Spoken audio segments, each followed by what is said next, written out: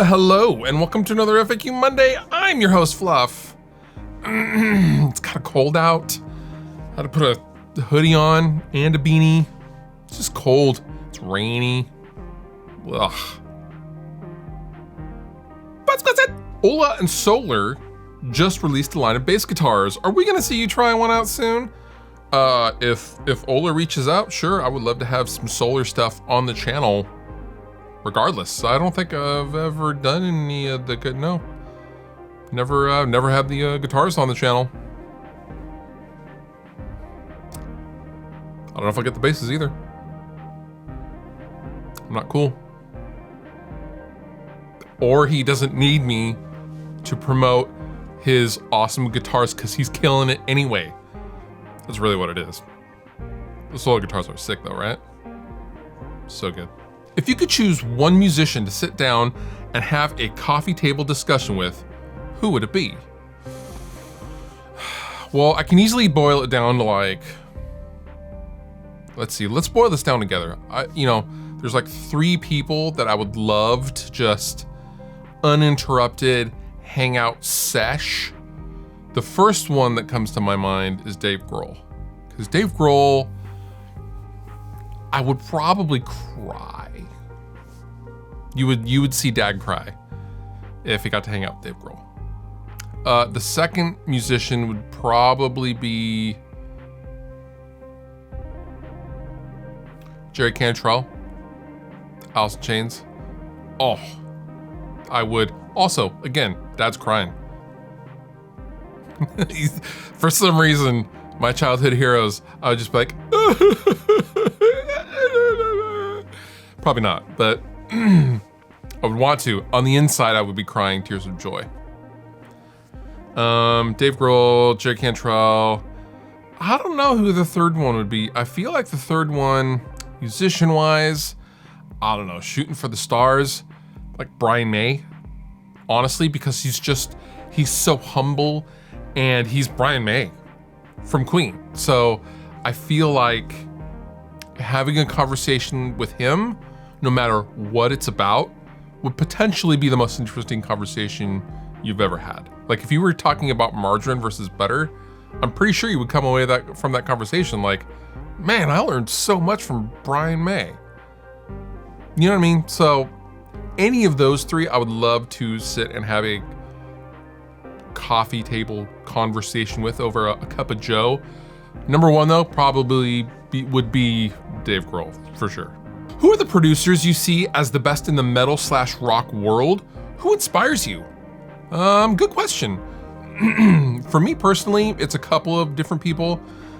First and foremost would be like Andy Wallace, who is a very, very famous mix engineer and producer in his own right. He mixed Nirvana's Nevermind record, but he also mixed one of my other favorite records of all time, Bad Religion, Stranger Than Fiction, and he also produced that album as well.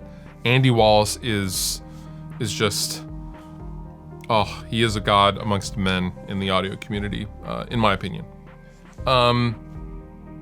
As far as producers that really inspire me, Josh Wilbur is another one. He's done the latest Korn records, last couple of Korn records. He mixed the last Parkway Drive record. I've hung out with him at a NAMM party, and he was just the coolest dude ever. Matt Good is the guy who mixed the Dragged Under record. He was in From First to Last and Destroy, Rebuild Until God Shows.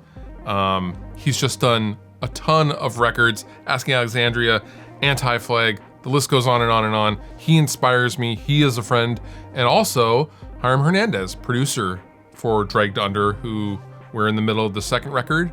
And watching him work is very, very inspiring because he has this fearless nature about him when we are writing. Everything is on the table when he's writing. When he has a guitar in his hand and we're trying to kind of hash out a song, he's fearless. And it's awesome to watch. The man also loves him some Red Bull. Love you, Hiram. I noticed you have a compressor at the end of your chain in the helix patches. Can you talk about why you have it there and how it's set up? Yeah, so you're referring to probably my Line 6 pack, my tone pack with a bunch of Helix presets. I will link down below, shameless plug, if you want to buy it. I think it's $10. But at the end of most of my Helix patches that I make, I have the Studio Comp, the LA2A compressor, but I have it at a 50% or less mix, so I'm parallel compressing that signal going out. The reason why I do this is because it's kind of like an audio thing, like a New York compression, like you do with drums or bass. I want a compressed signal kind of reinforcing whatever I'm playing underneath the raw signal.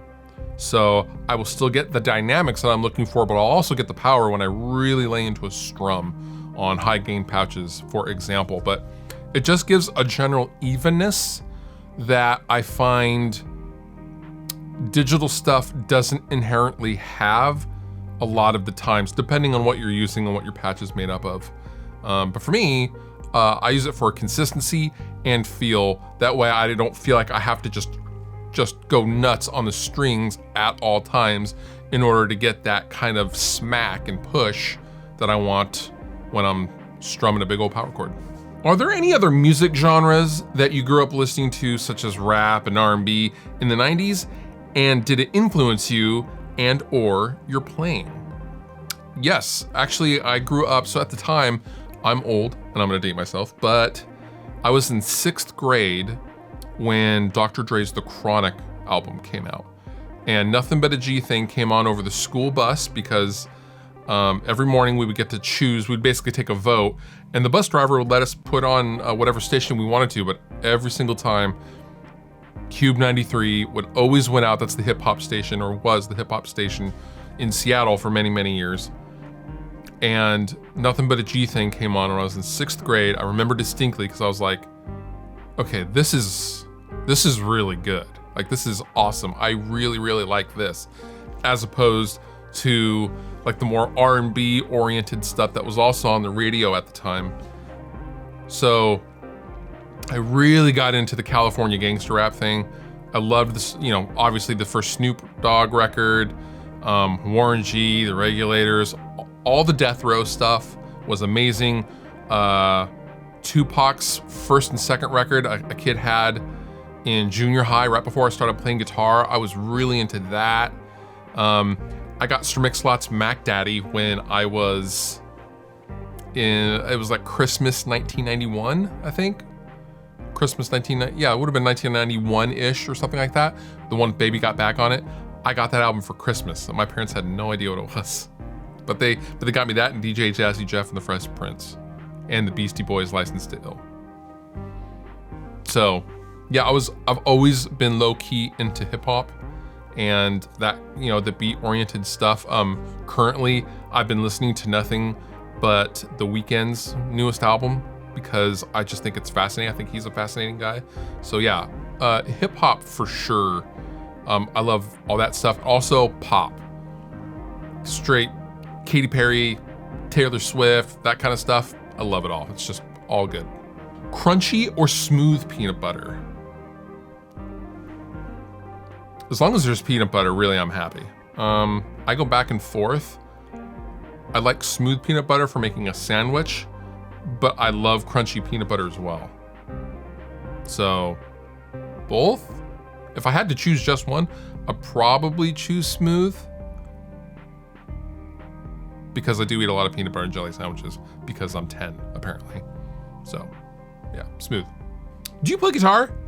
Most would argue, no, I do not.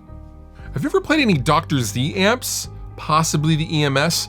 I have played the EMS briefly at the Guitar Store in Seattle when it was still open last year, and I really did enjoy it. I think I used it for some of their videos that I used to make in the showroom. There was definitely a couple of Dr. Z there, and they were all awesome. They had a couple of different models. I'm not familiar off the top of my head with the EMS, but I can see the logo on the panel, the EMS. I know I've played that, and it was really, really good. What is your opinion on the P-Bass, either from an engineer or player perspective? I love the P-Bass. I mean, the P-Bass is a classic. It was the first electric bass guitar, and Leo Fender blessed us with that design. Meant to get rid of the big doghouse upright basses at the time in the 50s. And it's still a classic sound today. He really, really nailed that one, like he did everything. But the P bass, I think, is just that classic rock sound. I mean, it does much more than rock. Obviously, it was like the sound of Motown as well. It's, I think, the thing that makes the P bass so good is how adaptable it is sonically. You can make it sound just like this crazy distorted rock tone, or you can play on a Dolly Parton record, or you can play on a session in jazz and stuff. Like it will go wherever you want to take it, tone-wise. So versatile, feels good, plays good, and looks good. So yeah, love P-Bass.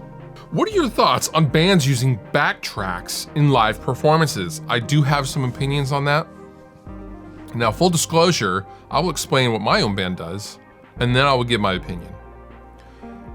So my band, Dragged Under, uses backtracks to reinforce things. So we'll have like in between songs when we're tuning or something like that, we'll have an ambient guitar track going on a Logic session on a laptop.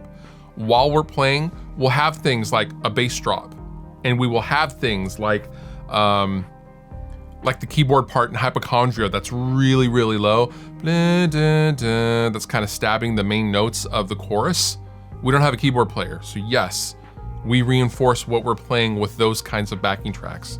Now, what we don't have is we don't have a bass guitar, and we don't have any electric guitars in the backtracks. It's all like, stuff that we can't play ourselves. And I am okay with that, because ultimately, as an audience member, whatever makes us sound better is going to be more beneficial to the audience. Now, having said that, what I do have a problem with is we have played with many bands that roll in with an Axe Effects, and it'll be an 8-string, and they'll have an orange 412, and the fractal and the power amp or whatever. And but then they start playing, and you're hearing like 5 or 6 guitars. You're hearing an overdub, you're hearing a lead, you're hearing a melody, you're hearing an octave, and then dude is playing like just a basic thing, and the track's doing most of it. Now that I do have a problem with. I just don't agree that, because you're there to put on a performance for the audience, and that's not really performing. But using the MacBooks as an audio tool to reinforce what you are playing already, I don't really see a problem with that. Especially with the in-between tracks, like the ambient stuff. Like, we really were kind of resistant to the backtrack thing until we started doing that. So like, there's an ambient sample playing while we're tuning up before we're gonna start a song or something like that. Like that, I like that kind of stuff. So, to each their own though. If you're sick live, you're sick live. But if you're using a ton of backing tracks to replace your own guitar playing, you're probably not sick live. What's your favorite and least favorite things about touring? Well, back when I could tour, I think my favorite thing about touring, honestly, is playing the show, of course. The people, meeting all the people, the fans coming out, watching people discover your music, and hanging out at the merch booth afterwards. Honestly, my favorite thing about touring is all of it. I love it. I love the grind. I love hauling gear at 5 o'clock in the morning. I love having my fingers smashed, but well, I don't like having my fingers smashed. That happens quite often. But I love it all. I love the long drives. I love the gas stations in the middle of nowhere at 2 o'clock in the morning. All of that is part of the experience for me. My least favorite part about touring is being away from your loved ones, being away from my dog, my girlfriend, my daughter, my dad. That all sucks. It's a necessary evil, and I'm lucky to have people around me that will support that. But that is by far the worst part about touring for me. And that does it for this episode of FAQ Monday. If you have a question, feel free to leave them on down below in the comments, and maybe we'll get to you on a future episode of FAQ Monday. And with that, you've been wonderful. I've been Fluff. Thank you so much for watching, and I'll see you next time. If you enjoyed the video that you just watched, please consider subscribing. It helps me, help you, and then in turn, you get more stuff to watch. And also, I have all sorts of stuff down in the description of this video. Sweetwater giveaway stuff. There's all sorts of links to all sorts of things. So consider checking that out as well if you're gonna hang. But if you don't hang, all good. I still love you.